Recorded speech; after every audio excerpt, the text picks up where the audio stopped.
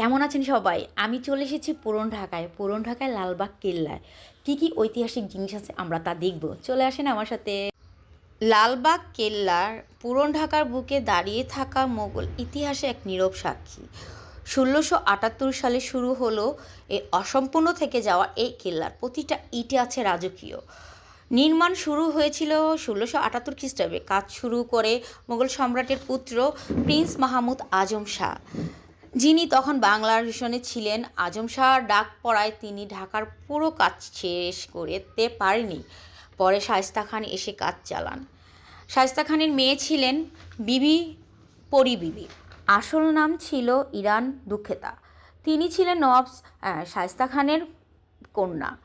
পরী বিবির মৃত্যুর পরও কেল্লাটার নির্মাণ কাজ অসম্পূর্ণ থেকে যাওয়ায় মনে করা হয়। প্রতিটা ইটে মানে রাজকীয় এক একটা কণার কথা বলে, এরকম মনে হয়। কত সালে নির্মাণ করেছে, কে মারা গিয়েছেন, কবরস্থান, আগের যে কমান্ড ছিল যুদ্ধের সময়, প্রতিটা দেখার মতো চমৎকার। যারা এখনকার ছেলে পেলে আছে তারা গেলে বুঝতে পারবে বা জানতেও পারবে। যারা অর্থনীতি ইতিহাস আর্টস নিয়ে পড়াশোনা করছেন তাদের জন্য এই জায়গাটা বেস্ট জানার জন্য আমি মনে করব। আর যাদের হাতে দায়িত্ব ছিল আমাদের দেশের, তারা হয়তো এটাকে আরেকটু আলাদা করতে চেয়েছিল, খুব সুন্দর করে। একদিকে ফুলের গাছ, দুই পাশে অসাধারণ, জায়গাটা ঘোরার মতো। আমাদের বাংলাদেশের মধ্যে এমন এমন অনেক জায়গা আছে যা আমরা এখনও ঘুরি নেই। আমিও এটা প্রথম গিয়েছিলাম, গিয়ে আমার অনেক অনেক মন বলে না, জাস্ট ওয়াও একটা ব্যাপার ওই রকম। এই ঐতিহাসিক জিনিস জানতে হলে, বুঝতে হলে আপনার যেতে হবে লালবাগ কেল্লায়, পুরন ঢাকায়। এখানে আমি গিয়ে দেখলাম আসলেই বাচ্চারা, ছেলেমেয়েরা, পরিবারের সবাই একসাথে গেলে চমৎকার আর কিছুই হতে পারে। একটা ইট জানে কিছু বলে, কণার জানে কিছু বলে, এরকম ফিল করেছি আমি। ওনাদের যে আমাদের তো বলি ওয়াশরুম বা গোসলখানা, ওই রকম ছিল, ওইটাও দেখেছি।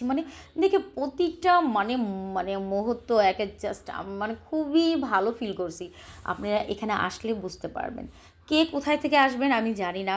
হ্যাঁ, এক এক জায়গা থেকে এক এক টাকা রকম ভাড়া নিতে পারে, কিন্তু এখানে ঢুকতে ৩০ টাকা লাগে। ৩০ টাকা দিয়ে আপনি পুরো মহল দেখতে পারবেন, শেষ করতে পারবেন না সারাদিনে।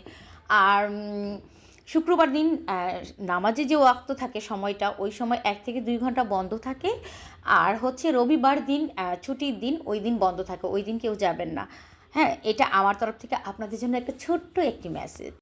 পরী বিবির স্মৃতি আর হারানোর এক সময়ের গল্প। ইতিহাস আর সাক্ষীর ভালোবাসায় লালবাগ কেল্লাটা শুধু একটা স্থাপনাই নয়, এটা আমাদের জাতির একটা গর্ব আমি মনে করি। প্রতিটা দেওয়াল, ইট, কর্নার সত্যি কথা, একদম রিয়েলি কিছু বলে। এটা তাদের বিশ্রাম ঘরের মতো ছিল। এটা হচ্ছে গোসলখানা। আর এটা হচ্ছে অনেক উঁচু একটা পাহাড়, যেটা উঠলে আপনি বুঝতে পারবেন যে আসলেই রাজারা কী হালে থাকতেন আগে, তাদের রাজ্য কি ছিল।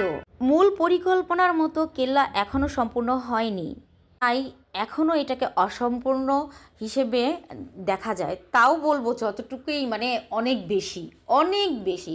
এই উঁচু এই জায়গাটা আমি পাহাড় থেকে উঠেছিলাম, উঁচু থেকে দাঁড়ালে পুরোটা দেখা যায় যে কি প্রতিটা এত সুন্দর সুন্দর ফুল গাছ ওইখানে, ফুলের গাঁদা ফুল, সূর্যমুখী ফুল, অনেক সুন্দর কসমস ফুল, যে দেখলে ফুল দেখেই আপনি অর্ধেক বেহুশ হয়ে যাবেন। ১৬৮৪ সালে মারা যান পরী বিবি। এখানে তার সমাধি। এখানে যে সমাধিটা দেখতে পাচ্ছেন, এটা শায়েস্তা খানের একজন বিশ্বস্ত অধিনায়ক যিনি ছিলেন, একজন বিশ্বস্ত ওনার একজন ছিলেন। আর এখানে আছে ওনার ছোটো মেয়েরও সমাধি। এটা হচ্ছে ওনার ছোটো মেয়ের সমাধি।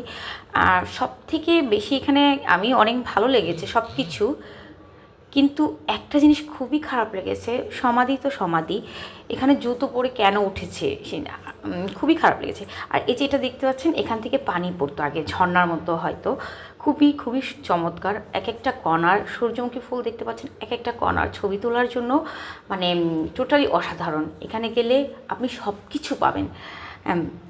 প্রথমত শেখার জন্য অনেক কিছু, জানার জন্য অনেক কিছু, ঘোরার জন্য যে দরকার সেগুলি সব কিছু আছে এখানে। দেন সারাদিন ঘুরলাম, ভালো লাগলো। রওনা দিব বাসায় আসার জন্য। আমার ভিডিও কেমন লেগেছে আর আমার কথা যদি ভালো লাগে, অবশ্যই কমেন্ট আর লাইক দিয়ে আমার পাশে থাকবেন। আমি আপনাদের জন্য দোয়া করি, আপনিও আমাকে করবেন, আপনারাও করবেন। সবাই ভালো থাকবেন।